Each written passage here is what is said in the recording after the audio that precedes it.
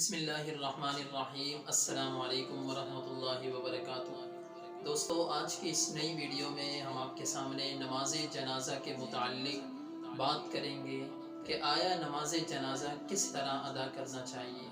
دوستو، اگر کسی محلے میں کسی کا انتقال ہو جائے اور کوئی بھی نماز جنازہ پڑھنے والا نہ ہو تو پورے اہل محلہ والے گناہ گار ہوں گے۔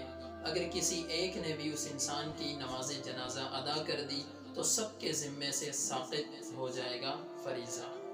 دوستو، نماز جنازہ میں دو فرض ہیں، ایک 4 تکبیرات کا کہنا اور دوسرا قیام کرنا۔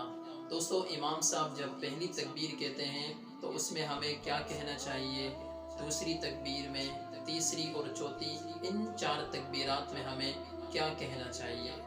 دوستو، امام صاحب جب پہلی تکبیر کہیں تو اس میں ہمیں ثنا سبحانک اللہم وبحمدک وتبارک اسمک وتعالی جدک وجل ثناؤک ولا الہ غیرک۔ اگر کسی کو یہ ثنا وجل ثناؤک یہ الفاظ یاد نہ ہوتے ہوں یا یاد نہ ہو تو وہ نماز والی جو ثنا ہے وہ بھی پڑھ سکتے ہیں۔ دوستو، دوسری تکبیر میں یہ کہنا ہے اللہم صلی علی محمد وعلی آل محمد کما صلیت وسلمت وبارکت ورحمت وترحمت علی ابراہیم وعلی آل ابراہیم انک حمید مجید۔ اگر کسی انسان کو یہ درود شریف یاد نہ ہو یا یاد نہ ہوتا ہو تو وہ نماز کے اندر جو درود شریف ہم پڑھتے ہیں، آسان جو درود شریف ہے، وہ بھی نماز جنازہ کے دوسری تکبیر میں پڑھ سکتے ہیں۔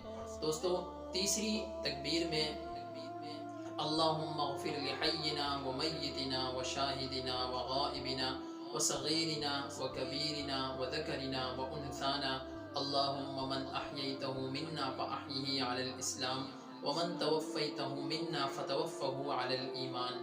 یہ پڑھتے ہیں۔ اگر کسی انسان کو یہ دعا یاد نہ ہو تو وہ اللہم اغفر للمؤمنین وللمؤمنات یہ پڑھ سکتے ہیں۔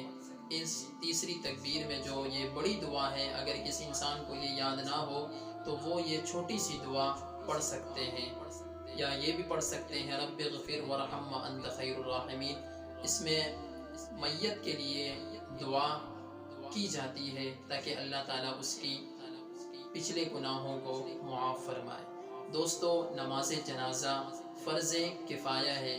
اگر کوئی بھی انسان نماز جنازہ ادا نہ کرے تو اس پورے محلے پر یہ ذمہ رہتا ہے۔ اگر کوئی ایک بھی ادا کر دے نماز جنازہ تو پورے اہل محلہ کے ذمے سے وہ چیز ہٹ جاتی ہے۔ دوستو، یہ چھوٹی سی ویڈیو انشاءاللہ تعالیٰ آپ کو پسند آئی ہوگی۔ اگر آپ کو پسند آئی ہے تو ہمارے چینل کو سبسکرائب کریں اور بیل کے بٹن کو ضرور دبائیں تاکہ ہماری ہر نئی ویڈیو بآسانی آپ کو مل سکے۔ اللہ حافظ۔